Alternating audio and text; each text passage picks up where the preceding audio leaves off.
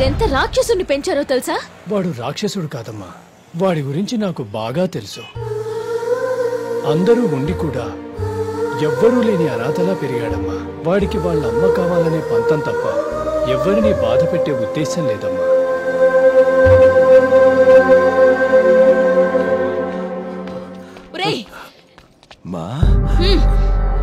అమ్మా అని పిలవ కా నోటితో నన్ను. చెల్లెల్ని డబ్బు కోసం తాకట్టు పెట్టినప్పుడే చచ్చిపోయాడ్రా నా కొడుకు. తను పాపం అన్నయ్య వస్తాడు అని రోజు ఎదురు చూసేది. అలాంటి దాన్ని ఈ స్థితికి తీసుకొచ్చేసావు. కన్న తల్లిని ఇంత బాధ పెడితే నువ్వు నాశనం అయిపోతావు. ఈ చేత్తో నిన్నెత్తుకు పెంచానన్న ఒకే ఒక్క కారణం వల్ల నిన్ను చంపకుండా వదిలేస్తున్నాను. వెళ్ళరా, వెళ్ళిక్కడి నుంచి. నా కళ్ళ ముందు కనిపించుకు వెళ్ళమనండి. వాళ్ళిక్కడి నుంచి వెళ్ళమనండి. ఎన్ని రోజులు నువ్వు నన్ను తిట్టినా, చీకొట్టినా, అవమానించినా అన్ని సహిస్తూ వచ్చాను. ఎందుకో తెలుసా, నిన్ను నా సొంత కొడుకని అనుకున్నాను.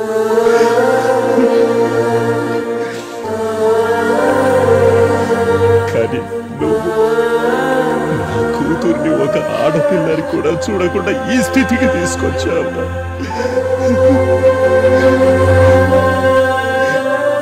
నీకొక సొంత చెల్లుంటే ఇలాగే చేసుండేవాడుగా.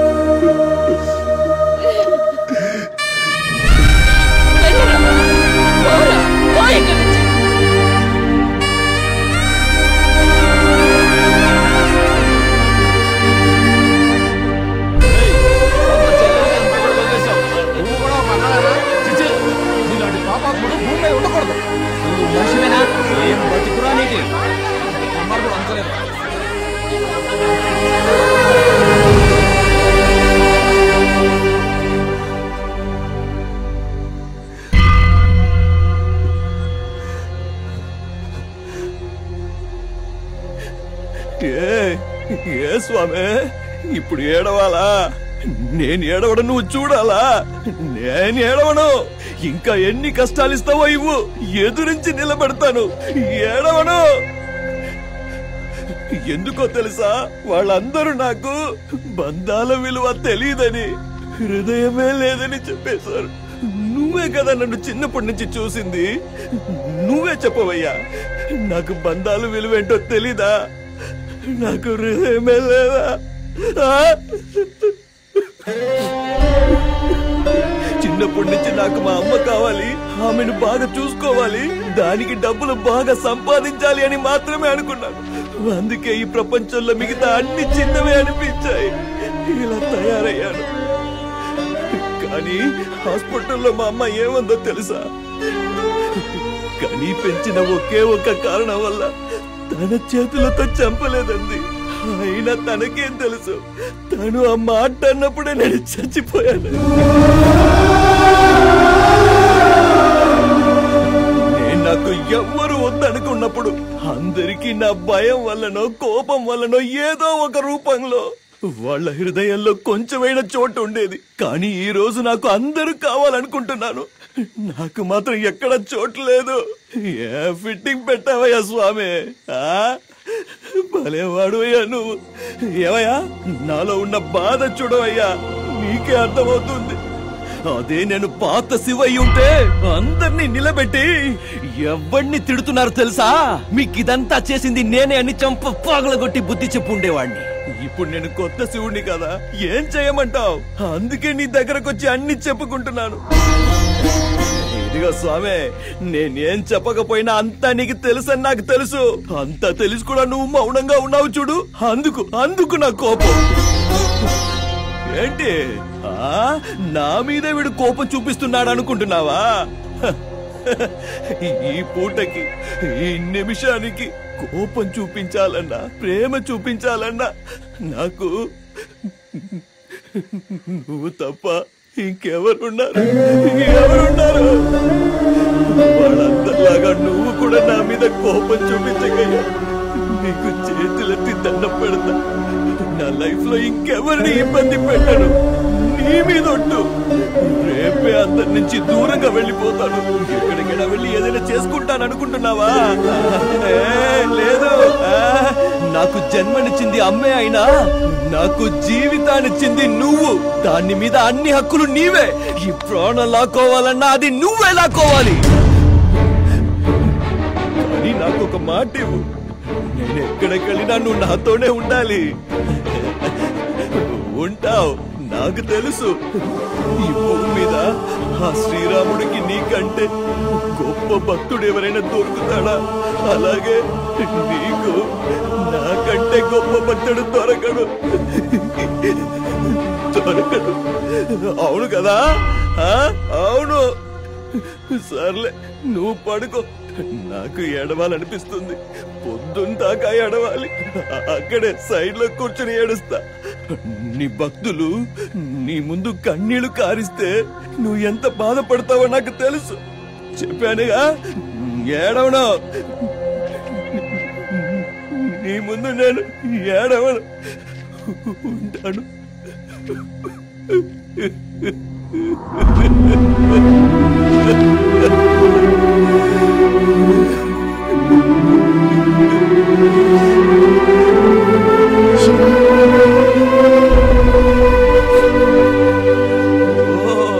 టీచర్ అమ్మా, అందరూ తిట్టారు, నువ్వు ఒక్కదానివే మిగిలావు. రా మరి, నువ్వు కూడా తిట్టేసి. నేనెందుకు తిట్టాలి? ఏ చిన్న బాధ కలిగినా అందరికీ చెప్పుకుని సింపతి కొట్టేసి ఇలాంటి రోజుల్లో ఇంత బాధని ఒక్కడివే దాచుకుని ఎలా ఉండగలిగావురా? చూడు, నీ బాధని దూరం చేస్తానని నేను చెప్పను, కానీ ఇక ముందు నీ బాధని పంచుకోవడానికి నేనున్నాను. అర్థమైందా? ఏ పీసులు నువ్వు తిని రైస్ నాకిస్తే చాలు. అర్థమైందా?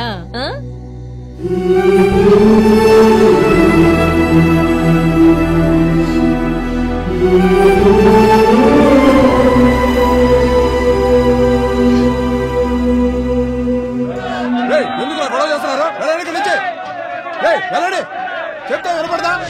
మీరు ఇలా గట్టిగా అరుస్తుంటే కోమాలోకి వెళ్ళిన లేసొస్తాడా?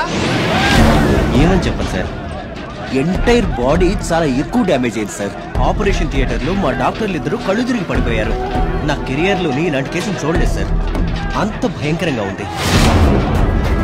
మాకే ఇలా అనిపిస్తూ ఉంటే వాడంతా టార్చర్ పెడుతున్నప్పుడు మీ అబ్బాయి ఎంత బాధ అనుభవించుంటాడో ఊహించుకోవటానికే చాలా భయంగా ఉంది సార్.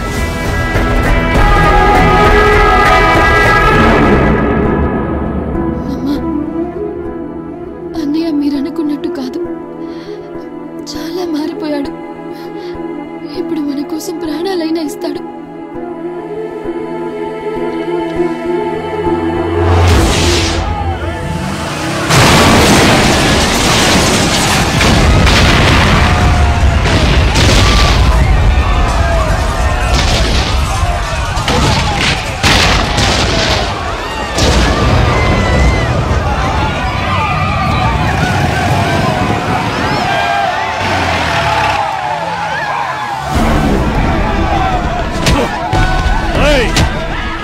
జనమంతా పెంచారుగా. శివ, వాణ్ణి పిలవండి. వాణ్ణి ఎలా రప్పించాలో నాకు బాగా తెలుసు. ఈ ఏరియాలో ఉన్న పిల్లలందరినీ ఈడ్చుకురండి.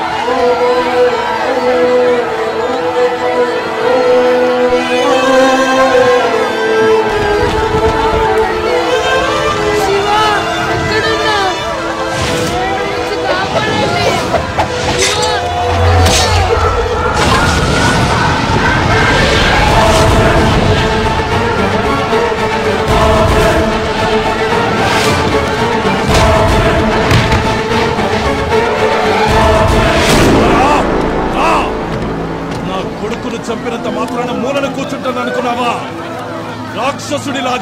రాక్షసుడిలా వచ్చి నించున్నాను చూడు. చావు ఎవడికి ఎప్పుడు ఎలా వస్తుందో అన్నది ఎవరికి తెలీదంటే ఏదో అనుకున్నాను. నా ముందు నుంచున్న నువ్వు నీ బలుపు చూస్తుంటే అది నిజమేననిపిస్తుంది. రేయ్ జేబే, పురాణంలో చాముండి మహిషాసురుణ్ణి, కృష్ణుడు కంసుణ్ణి, ఉగ్ర నరసింహుడు హిరణ్యకశిపుణ్ణి ఎంత భయంకరంగా చంపారు అని అందరూ వినుంటారు. అక్కడున్న ఒక్క పాపకి ఏదైనా జరిగిందో నేను నిన్ను చంపడం ఆ లిస్ట్ లో ఉంటుంది. ఇదిరా ఛాలెంజ్ అంటే. రారా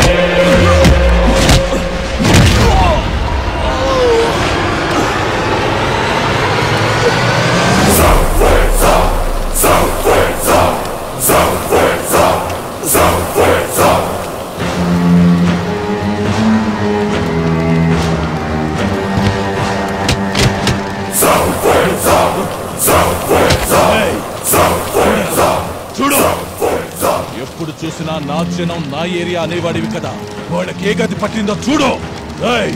చూడండి రా మీ శివగాడి గతి. మిమ్మల్ని మీ కాలనీని రక్షించుకోవడానికి నాతో పెట్టుకున్నాడు. డబ్బు ఆశ చూపించాను కానీ లొంగలేదు. చెల్లెల్ని అడ్డు పెట్టుకొని చూశాను అయినా లొంగలేదు. మీలాంటి బీదోళ్ళ కోసం నాతో పెట్టుకొని రాజులా ఉండాల్సిన నా కొడుకుని చంపేశాడు.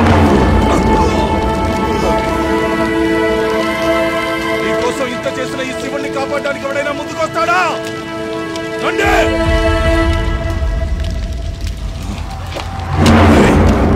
చూసావా, ఒక్కడైనా నీకోసం వచ్చాడా? వీళ్ళ కోసం నాతో పెట్టుకుంటావా? శివ శివ శివ శివ శివ నాన్న శివ శివ ఏమైంది నాన్న? అమ్మ నచ్చారా? లేవరా శివ, నన్ను క్షమించు నాన్న. శివ, మీరందరూ మనుషుల రాక్షసుల? వాణ్ణి వదిలిపెట్టండి. మీ మంచి కోసమే చెప్తున్నాను. వాడి జోలికి మాత్రం వెళ్ళకండి. ఏం చూసుకునే నీకింత పొగరు?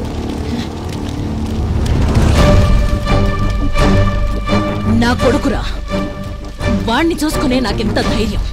కుక్క నక్క లాంటోడిని ఒక్కడిని కన్నా నీకే అంత బలుపుంటే సింహం లాంటి కొడుకుని కన్నా నాకు పొగరుండదా? చిన్నప్పటి నుంచి నేను ఒక్క రోజు కూడా తల్లిలాగా వాడిని లాలించలేదు. జన్మనిచ్చాను అన్న ఒకే ఒక్క కారణం వల్ల ఇప్పటికే నా కోసం ఎదురు చూస్తున్నాడు నా కొడుకు. వాడు లేచాడు, మీలో ఏ ఒక్కడూ మిగలడు. అది నాకు తెలుసు. వాణ్ణి లేపవే. శివ శివ లేవరా. వాణ్ణి ఎలా లేపాలో కూడా నాకు బాగా తెలుసు.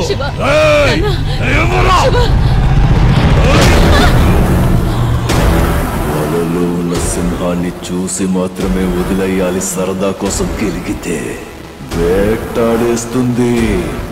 ఇక్కడ నేను అంతే వేటాడేస్తా.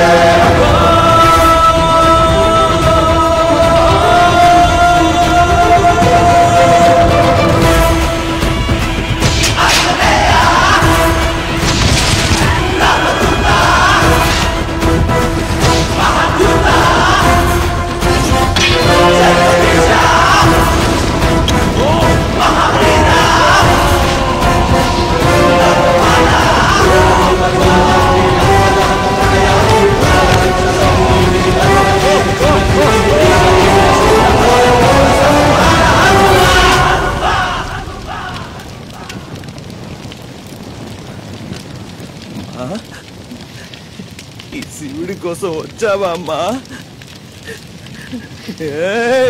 నేను చాలా తప్పులు చేసి ఉండొచ్చు, కానీ నా ప్రేమలో తప్పు లేదు.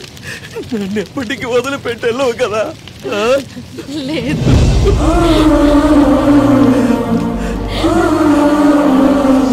రామ్మా, రా, మన ఇంటికి వెళ్దాం. లక్ష్మి,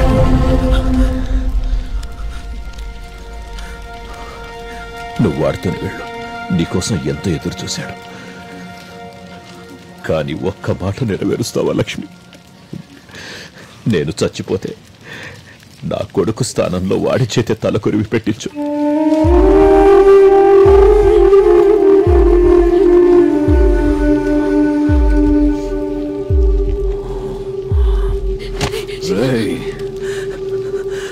నా చిన్నప్పుడు మా అమ్మను దూరం చేసి కోపం తెప్పించావు. ఇప్పుడు దూరం చేసి మాట్లాడి మళ్ళీ కోపం తెప్పించగయ్యా. నేను తట్టుకోలేనయ్యా.